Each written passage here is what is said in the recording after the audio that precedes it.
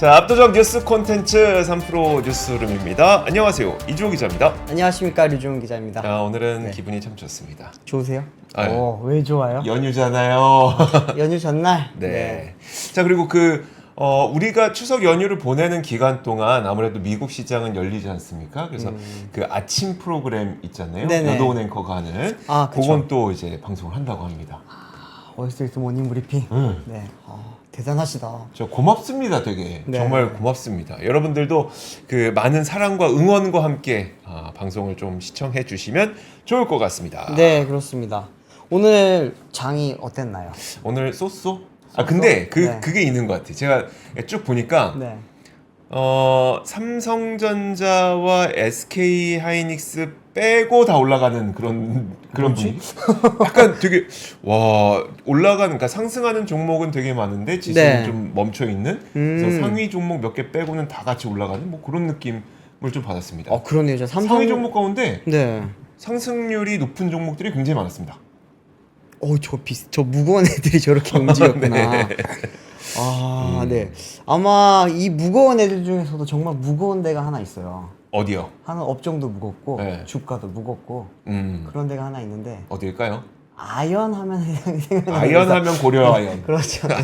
고려아연 이야기 한번 해드리겠습니다. 오늘 뭐 많이들 이제 워낙 이야기가 많이 나왔으니까 다들 네. 알고 계실 것 같은데 고려아연이 사실은 예전부터 경영권 분쟁 이야기 좀 많았잖아요. 네. 근데 이제 어제 저녁에 갑자기 MBK 파트너스로부터 이제 경영권 분쟁에 대한 경영권 그 참여에 대한 이야기가 이번에 나왔고 이를 위해서 지분을 인수를 하겠다는 이야기가 나오면서 오늘 내내 지금 MBK, 고려아연, 영풍 지금 바쁘게 돌아가고 있습니다. 네. 그런 와중에 정말 뜨겁게 움직인 거는 주가였어요. 주가 차트 좀 하나 좀 띄워주십시오. 네. 고려아연이 진짜 비싸요. 한 주당 가격이 원래 어제까지만 하더라도 55만 원대였거든요. 그렇죠. 근데 오늘 지금 하루에 11만 원이 올랐습니다. 11만 원이 올라서 총 19.78% 오른 66만 6천 원에 이렇게 지금 장을 마쳤고요. 영풍 같은 경우에는 상한가 같죠. 점상입니다. 점상 거의. 이거보다 더 뜨거운 기업이 있습니다. 어디예요? 영풍 정밀. 영풍 정밀 보실까요? 여기 진짜 점상이네요. 야. 장 시작과 동시에 상한가로 장을 그대로 마쳤습니다. 근데 이거 저희가 권 팀장님하고 같이 얘기를 하다가 네네. 문득 그 MBK가 영풍 정밀을 얼마에 사기로 했지?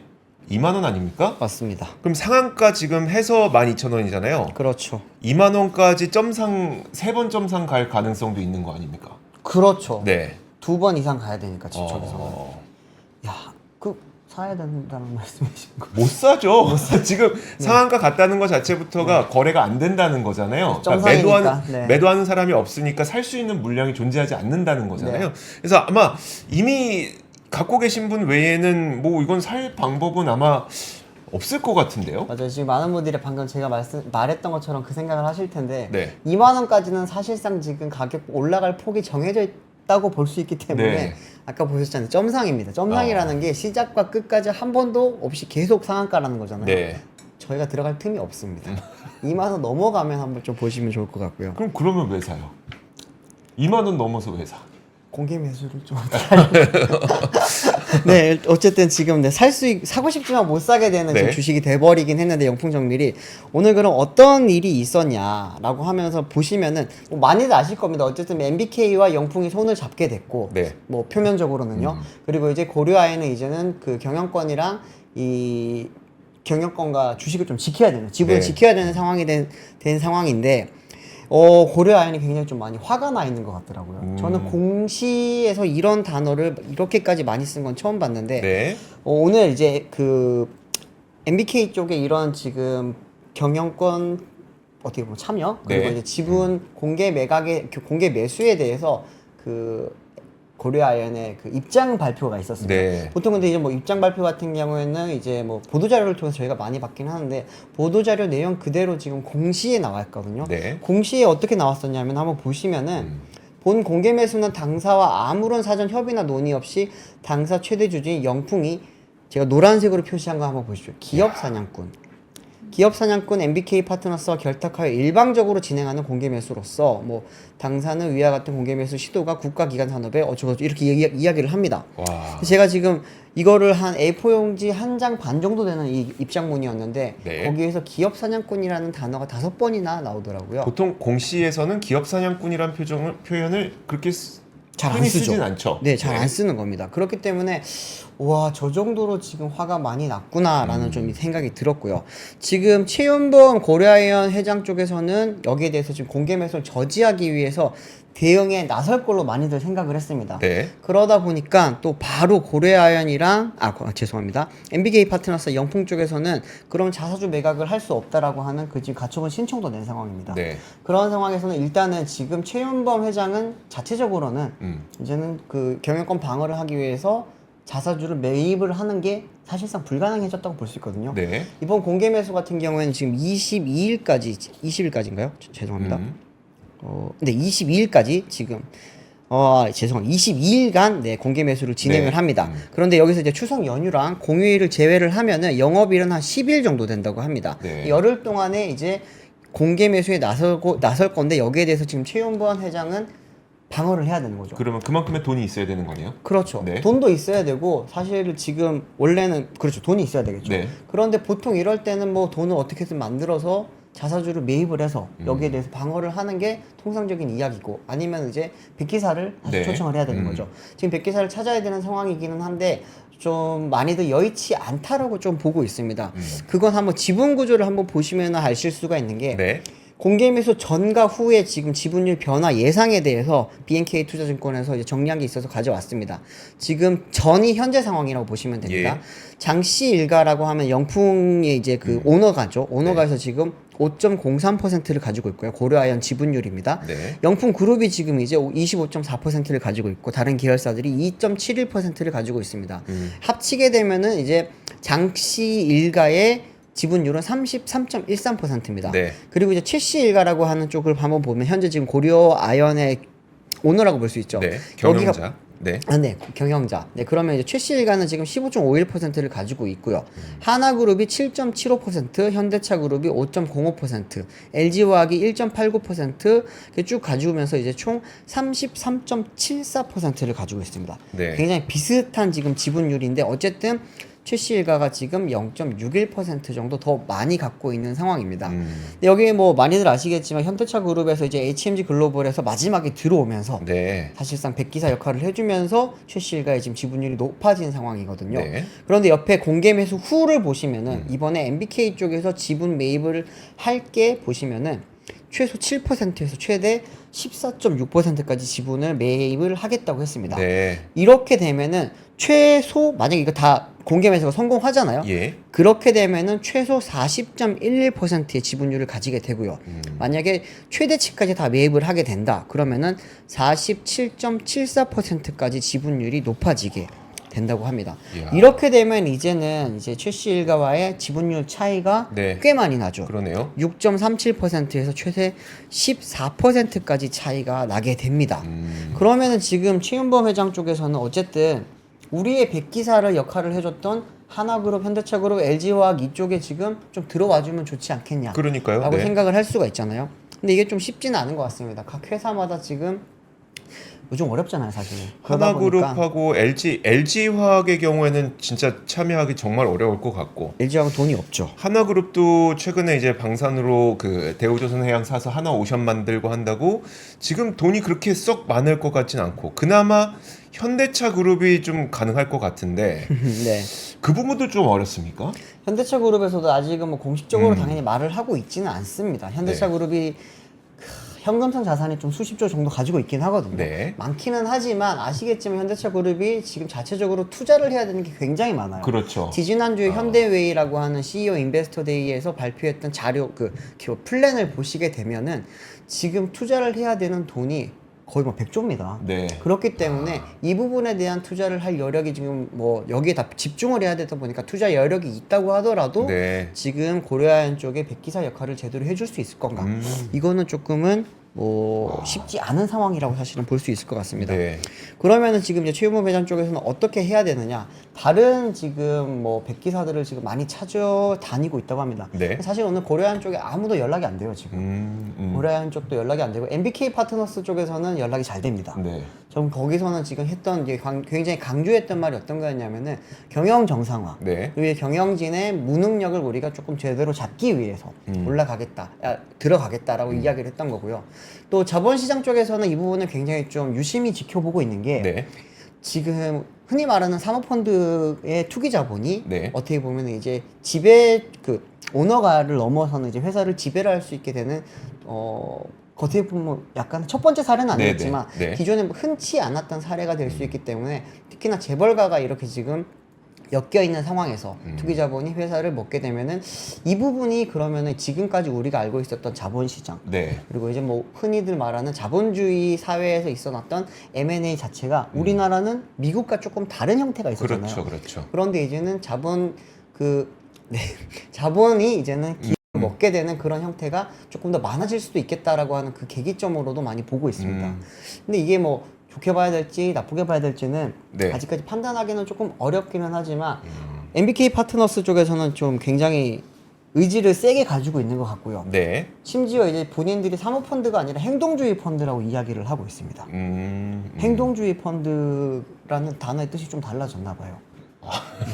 제가 알고 있었던 행동주의 펀드랑은 조금 달라지는 것 같은데 지금 그렇게 행동주의 펀드라고 말을 하는 이유는 사실은 네. 이제 최윤범 회장 일가가 지금 고려아연 경영을 정상적으로 하지 못하고 있다라고 판단을 했고 그렇기 네. 때문에 본인들이 행동주의 펀드로서의 역할을 하겠다라고 하는 명분을 지금 쌓기 위해서 이런 말들을 계속 하고 있는 걸로 보이고요. 네. 고려아연 쪽에서는 지금까지 우리가 사업 영역을 굉장히 많이 확대해왔고 특히나 이제 최근에 2차 전지 관련된 사업들을 굉장히 많이 늘렸지 않습니까? 그때부터 좀 핀트가 나가기 시작했었죠. 2차 전지 사업에 진출하겠다고 했을 때부터. 그때 사실 처음에 좋았어요. 네. 왜냐하면은 이제 고려아연이 처음에 2차 전지 소재 사업으로 들어간다고 했을 때만 하더라도 2년 전이에요. 그때는 2차 전지 사업이 정말 좋았고 네. 그리고 뭐 지금 우리가 알고 있는 배터리 산업 거기에 거의 그 청사진의 가장 좋은 그림을 그릴 때 들어왔었거든요. 네.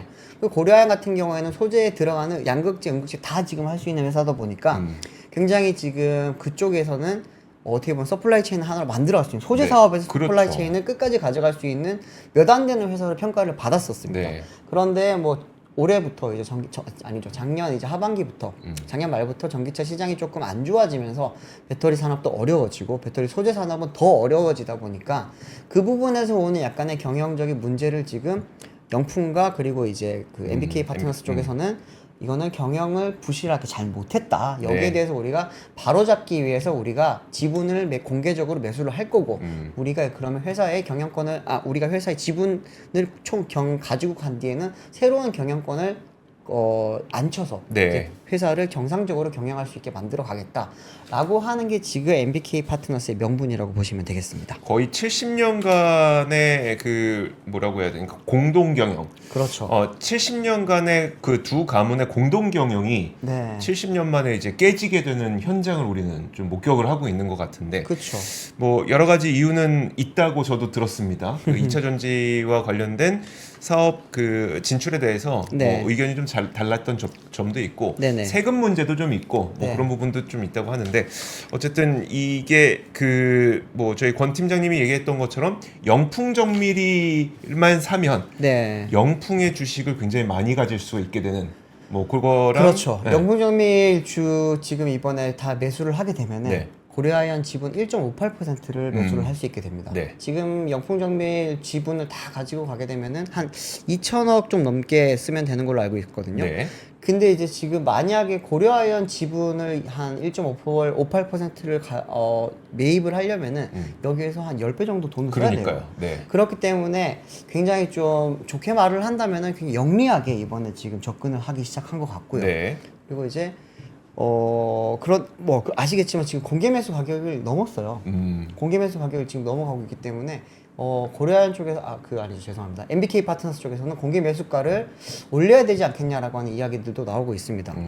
뭐 지금 어쨌든 아직 열흘간의 시간이 있기 때문에 어떻게 될지는 조금 더 봐야겠지만 뭐 아무래도 현재 기존에 계획했던 공개 매수 가격으로는 진행이 잘 안 될 것 같고요. 네. 만약 MBK가 정말로 인수를 할 생각이 있다면 네. 그런 공개 매수 가격을 좀 더 올려야지 이게 가능해지지 않을까 싶습니다.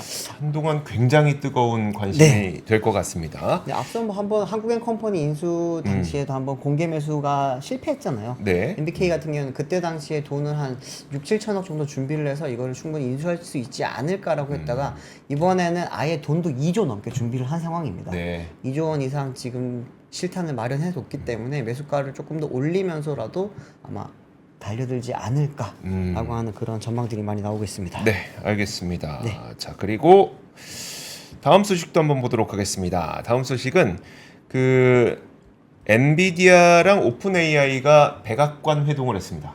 네, 백악관. 왜 회동을 했을까요? 자, 백악관에서 그 엔비디아 그리고 오픈 AI, 엔스로픽 뭐 여러 그 인공지능 관련 기업들 있잖아요. 네네. 기업의 그 주요 임원들과 그다음에 지금 보면은 지나 러먼도 상무장관, 제이크 설리번 국가안보보좌관, 제니퍼 그랜홈 에너지부 장관 이런 굉장히 그 굵직굵직한 분들이 백악관에서 모여서 서로 회의를 했는데 무슨 회의를 했냐? 바로 야, 요즘에 그 인공지능 때문에 데이터 센터가 너무 많이 필요한데 이 수요가 크게 증가하는 것을 우리 그냥 두면 안 된다. 이걸 수요에 대해서 해결 방안을 정부와 기업이 같이 논의해보자 라고 하는 자리를 가졌던 거고요. 네. 이 자리를 통해서 드디어 태스크포스가 출범을 했습니다. 그래서 AI 인프라 태스크포스라고 부르는데 여기에 누가 참여했는지, 누가 주도를 하고 있는지를 보면은 국가경제위원회, 국가안보위원회가 주도를 하게 됩니다. 네. 국가경제, 그 다음에 국가안보위원회가 주도를 한다는 거는 인공지능 인프라, 인공지능 데이터 센터 인프라라고 하는 거는 결국 국가안보에 직결돼 있다라고 본다고 하면 되는 거겠죠. 그렇겠죠. 네, 그만큼 미국에서도 굉장히 중요하게 생각하고 있다는 겁니다. 그래서 경제, 국가, 안보, 환경 여러 가지를 검토해서 데이터 센터를 확충하는 정책을 만들고 그리고 여기에 또 한 가지 들어간 게 이니셔티브를 하나를 발표했는데 해당 시설에 대한 가속 허가를 지원하는, 그러니까 패스트 트랙을 지원하는 이니셔티브를 발표했습니다. 그래서 그 뭐 빅테크 기업들이라든지 아니면 뭐 인프라 기업들이라든지 엔지니어링 기업들 있잖아요. 엔지니어링 기업들이 대부분 전력망 설계하고 그 구축하고 설계하고 건설하고 하니까 네. 그런 기업들이 우리 이번에 짓겠습니다라고 하면 패스트 트랙으로 허가해주겠다라고 해서 이제 본격적인 움직임이 나타나고 있다고 보시면 될 것 같습니다. 제가 이 뉴스를 들고 온 이유가 뭐냐면 사실 우리나라에서는 전력기기와 변압기 뭐 이런 관련 기업들의 주가가 거의 뭐 엔비디아급으로 올랐었어요. 네. 여러분들 그 HD 현대 일렉트로닉스의 주가 보시면 거의 5년 동안 5년 동안 5년 동안 거의 한 1000% 넘게 올랐을걸요? 1000%요. 와. 제가 기억이 정확하지 않는데 아무튼 굉장히 많이 올랐습니다. 거의 엔비디아급으로 이제 주가가 올랐는데 네네. 사실 그 한창 이 관련된 내용들이 시장에 뜨겁게 화두가 될 때가 이미 시간이 좀 오래됐잖아요. 그 당시에도 제가 취재를 해봤었는데 데이터 센터 향 물량은 아직 나오지도 않았다는 게 그 취재원들의 대부분 반응이었었거든요. 네네. 그러니까 우리는 야 데이터 센터 지으니까 전력기기 엄청 들어갈 거야라고 했지만 사실 그때 주가가 막 올라갈 때에는 데이터 센터 향 물량은 나오지도 않았던 상태. 그리고 이번에 태스크포스가 출범되는 거 보니까 본격적인 움직임은 아마 이제부터 나오게 될 가능성이 높습니다. 이게 주가의 움직임 말고요. 네. 산업에서의 실제 주문 움직임 말씀드리는 겁니다. 주가 보니까 찾아봤거든요. 네. 이주호 기자 말이 맞는 게 2020년 3월 16일에 HD 현대 일렉트릭 주가가 4,840원이거든요. 4,840. 네. 자, 지금 주가가 28만 3,500원입니다. 네. 그래서 피크를 언제 찍었냐면은 올해 7월 22일입니다. 네. 이때 37만 4,500원이에요. 와, 10배가 조금 안 되네요. 10배 좀 안 돼요. 10배 약간 안 되네요. 네. 4,840원이 37만 4,500원이 됐습니다. 네, 그러니까 와. 이게 굉장히 급격한 상승을 보였는데 물론 이유가 있는 상승입니다. 네. 그만큼의 주문이 들어오고 있기 때문에 그렇긴 한데 앞서 말씀드렸던 것처럼 제가 몇 군데를 계속 취재를 하고 있었어요. 근데 네.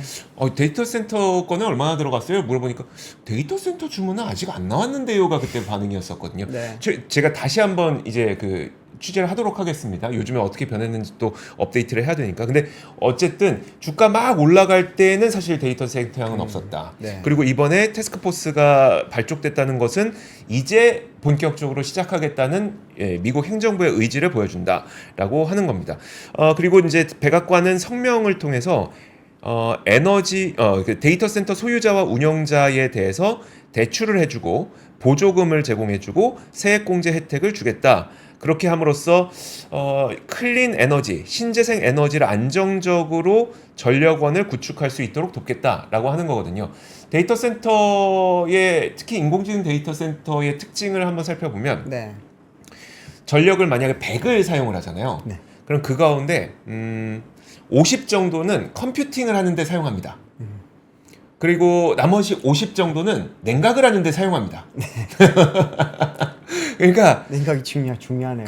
이렇게 보면 50 그러니까 그러니까 컴퓨팅 열 내는데 50, 네. 열 식히는데 50 그니까요.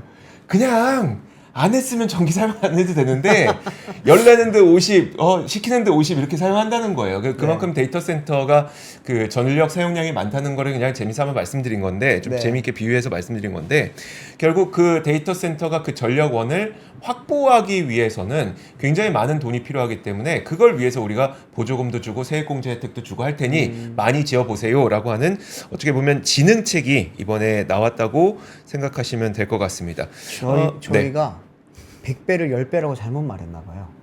아, 100배입니까?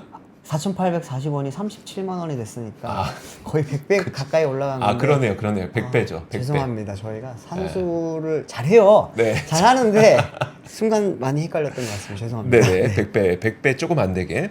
그리고 이제 에너지부가 그럼 어느 정도의 에너지가 증가할 것으로 전망하고 있는지를 보면 네. 이거는 사실 전망하는 기관에 따라서 조금씩 차이는 있긴 있습니다만 네. 에너지부는 향후 10년 동안 전기 수요가 15에서 20% 증가할 것으로 예상을 했고 비영리 단체인 일렉트릭 파워 리서치 인스티튜트가 지난 5월에 발표했던 보고서를 보면 작년에 데이터 센터가 미국 전국에서 생산하는 전력량의 4%를 사용을 했다고 합니다. 네. 근데 이제 2030년이 되면 9%를 사용하게 될 정도로 데이터 센터의 이 전력 사용량은 많이 늘어나게 될 거다라고 하는 거고요. 네. 그리고 이제 그러면 전력원을 무엇으로 충당할 거냐에 있어서는 풍력, 태양광과 같은 재생에너지 그리고 이 재생에너지를 안정적으로 전기를 공급하게 하기 위해서는 결국 배터리 저장 장치가 들어가야 되는 거죠. 그쵸. ESS 그리고 에너지 효율성을 빠르게 확장할 수 있는 그런 방법들 이런 것들을 추진한다고 하는 겁니다. 결국은 그 태양광 그다음에 ESS 배터리, 전력기기, 전선 이런 것들의 사용량이 계속 많이 올라갈 가능성이 있다는 것을 말씀드리고 싶은 거고 네. 주가의 움직임은 사실 최근에는 별로 좋지는 않습니다. 그렇죠. 많이 피크치고 내려오긴 했는데 이걸 피크 아웃으로 봐야 될지 아니면 아직 시작도 안 했는데 주가의 변동성으로 봐야 될지 두 가지 중에 한 가지를 굳이 선택해야 된다면 저는 이제 직접 취재를 해본 입장에서는 네. 그냥 변동성 정도로 바라보는 게 맞지 않을까. 네. 주가 가격은 제가 알 수 없습니다만 어쨌든 산업에서 주문은 앞으로 더 들어오게 될 것 같다라는 겁니다. 네. 알겠습니다. 다음 소식은 저희 한지원 기자가 준비했죠. 예. 네. 네. 아까 맨 처음에 시작할 때 댓글에 제가 여기서 밀려났다고. 제가 민 건가요? 죄송합니다. 아니, 제가 오늘부터 이제 이동통신 3사가 오늘 밤 9시부터 아이폰 16 시리즈 이제 사전 예약을 시작을 합니다. 네. 그래서 이제 사전 예약 시작 앞서 이제 공개된 아이폰 스펙들이 조금 논란이 됐었잖아요. 네. 그러면서 이제 하반기에 삼성전자랑 하웨이 등의 이제 3파전이 더욱 치열해질 걸로 보이는데요. 좀 먼저 표를 보여주시면은 우선 이동통신 3사가 공개한 공시지원금을 보면요. 공시지원금이 고가가 요금제를 이제 쓸 수 있도록 더 많이 지급되는 건데 네. LG 뉴플럭스가 이제 최대 45만 원으로 가장 많았고요. 네. SK텔레콤이 공시지원금이 이제 최대 26만 원으로 측정이 됐고 네. 또 KT도 최대 24만 원의 공시지원금을 책정했습니다. 어. 근데 다만 이제 통신사에서 소비자가 이제 휴대폰을 구매할 때 네. 소비자는 이제 공시지원금을 한꺼번에 받거나 아니면 매월 요금의 한 25%를 할인해주는 선택 약정을 고를 수 있거든요. 네. 그래서 그 둘 중에 하나를 고를 수 있는데 최근에는 소비자들이 공시지원금보다는 매달 요금 25% 할인해주는 선택 약정을 더 선호를 한다고 합니다. 그렇죠. 그래서 이제 공시지원금 경쟁으로 3사의 뭐 판매에 영향을 미치진 않을 걸로 보이고요. 네. 근데 지금 사실 아이폰이 작년에도 그렇고 올해도 그렇고 출시할 때마다 전보다 좀 못하다는 평가가 굉장히 많은데요. 작년에도 이제 15가 출시될 때 반응도 뭐 14와 별반 다를 게 없다 네. 이런 인식이 있었는데 그래서 이번 아이폰은 뭐 16으로 뭐 짝수로 사야 된다 이런 말도 있기도 했었고 맞아요. 근데 또 AI 기능 때문에 좀 더 기대를 기대를 많이 모았죠. 많이 한 측면이 있는데요. 그 16 사진을 많이 보셨을 텐데 다음 거를 보여주시면은 네. 색상은 이제 전 시즌보다 조금 더 진한 모습입니다. 그래서 아래 작년에 공개됐던 15인데 15는 이건 15예요? 밑에는 15고 아. 위에는 16입니다. 네. 둘을 부분할 때 네네. 카메라 배치가 1열이면 16, 사선이면 15라고 네, 좀 맞습니다. 구분하시면 쉽습니다. 네, 그리고 색도 약간 15는 파스텔 톤인데 네. 좀 16은 좀 쨍한 색상이라고 네. 하더라고요. 그래서 성능적인 측면으로도 보면은 애플이 이번 신제품에서 AI 자체 시스템인 애플 인텔리전스 적용했다고 했잖아요. 네. 근데 이게 사실 미완성되면서 조금 불만이 사람들이 많습니다. 그래서 원래 녹음 번역이나 사진 찾기, 뭐 메일 요약 등의 기능을 제공한다 이렇게 얘기를 했는데 네. 팀 쿡 애플 CEO도 아이폰 16 시리즈가 처음부터 이제 AI를 위해서 만들어졌다 네. 이렇게 그쵸. 말을 하기도 할 정도로 좀 기대감을 굉장히 많이 키웠는데 좀 사용할 수 없다고 이렇게 말을 하면서 좀 논란이 커지고 있습니다. 그래서 이런 기능은 이제 내달 영어로 먼저 우선 지원이 되고요. 네. 그다음에 이후 내년부터는 이제 중국어나 뭐 프랑스어, 스페인어 이렇게 지원할 예정이고 네. 한국어 제공 시점이 아직 공개가 안 됐습니다. 그렇죠. 그래서 네, 2026년부터 할 거라고 업계에선 보긴 하는데 그것도 사실 지켜봐야 되는 상황이고요. 보통 이제 만약에 핸드폰을 네. 2년 쓰고 간다. 네, 그러니까요. 그래서 사실 저는 바꿀 것 같거든요. 아, 그러니까 지금 2024년 말에 사서 2년을 쓰고 이제 핸드폰을 바꿔야 되는데 그때부터 해준다. 네. 조금 그렇죠. 그래서 바꿀 때 해주겠다. 네, 2년 약정 고통 하시니까. 네. 네, 그래서 이런 상황에서 이제 하웨이나 삼성도 이제 가격을 뭐 내리거나 성능을 추가하는 이런 경쟁이 좀 치열한데 네. 사진을 보여주시면은 하웨이가 이제 세계 최초로 2번 접을 수 있는 트리 폴드 폰을 선보였습니다. 네. 그래서 시장 공략에 나섰는데 이게 두 개의 힌지를 갖고 있는데요. 하나는 안쪽으로, 하나는 이제 바깥쪽으로 이렇게 접혀서 네. 일종의 이제 Z 모양을 이제 띄는 게 특징이고요. 네. 그다음 삼성전자가 지난 7월에 선보인 그 갤럭시 Z 폴드 6보다는 네. 두께가 약 2mm 정도 얇습니다. 아, 되게 얇아요. 네, 더 오. 얇습니다. 세번 그래서 접었는데 얇다. 네네네. 예. 그래서 이제 하웨이는 이제 이 폰을 지난 7일에 공개를 했는데 공개 당일 행사에서 그 300만 건을 돌파했다고 합니다. 그래서 굉장히 많이 좀 인기가 있고 그리고 또 다음 제품 보면 이제 당연히 삼성도 대응에 나설 수밖에 없죠. 네. 그래서 이제 먼저 삼성전자가 9일날 이제 전 세계 갤럭시 S24 시리즈를 사용자들을 대상으로 이제 버전 업데이트를 당연히 실시를 했고요. 그러면서 이제 올해 출시된 Z 플립 6랑 같은 AI 기능을 좀 업데이트해서 사용할 수 있도록 이제 유포를 한 상태이고 또 미국에서도 좀 할인 프로모션을 진행을 하고 있습니다.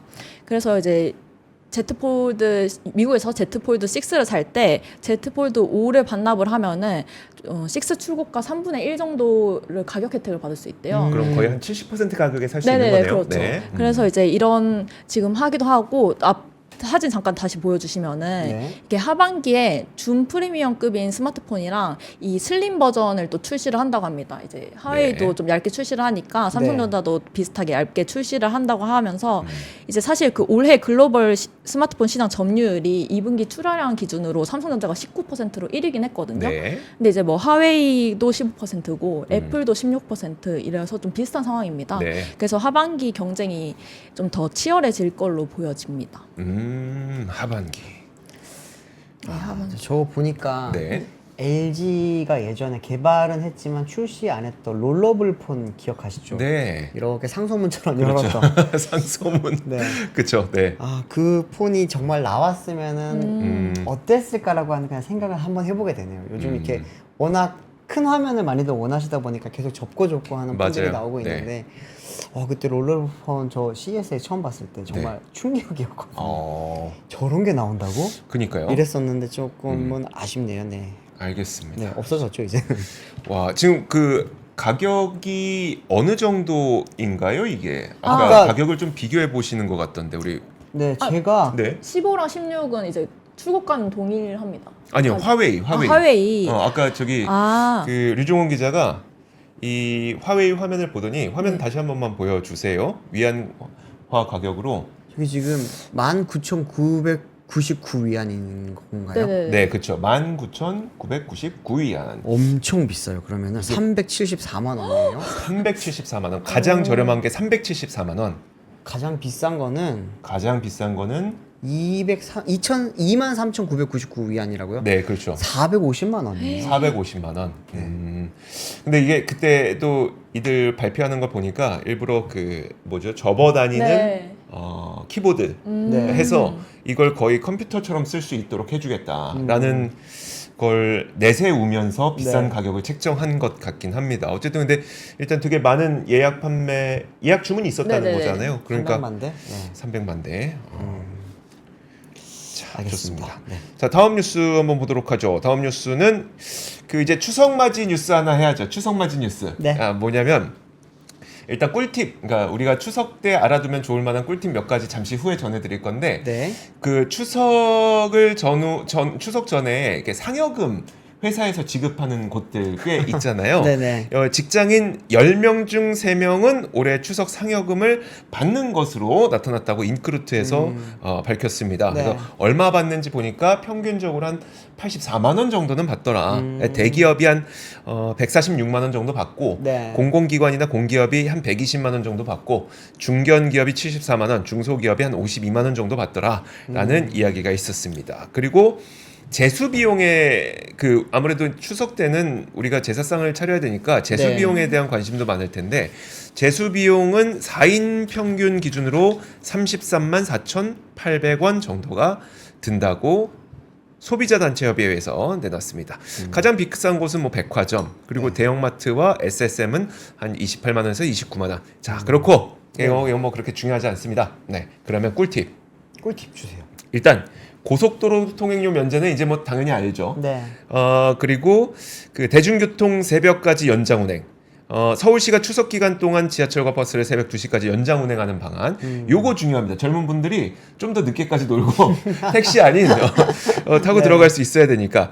근데 이제 우리가 그 이 연휴 기간 동안에는 그 뭐죠? 이렇게 사람들이 막 놀러 다니면서 네. 불법 주차할 수 있잖아요. 그쵸. 그래서 주요 지역에서의 주차 단속을 굉장히 강력하게 할 거라고 합니다. 주차 단속을 세게 할 거라고 하니까 그런 네. 부분들은 조심하셔야 되는데 요걸 알고 이 카카오라든지 이런 그 카카오 모빌리티에서 무료 주차장을 내가 알려줄게. 오. 추석 맞이 무료 주차장 알림이 그 서비스를 넣었어요. 이야. 그래서 여러분들 그 어디 뭐 저기 부모님 댁 가시거나 네. 아니면 어디 여행 가시거나 했을 때 무료 주차장 잘 찾아갈 수 있게끔 네. 애플리케이션 통해서 정보가 제공이 된다고 합니다.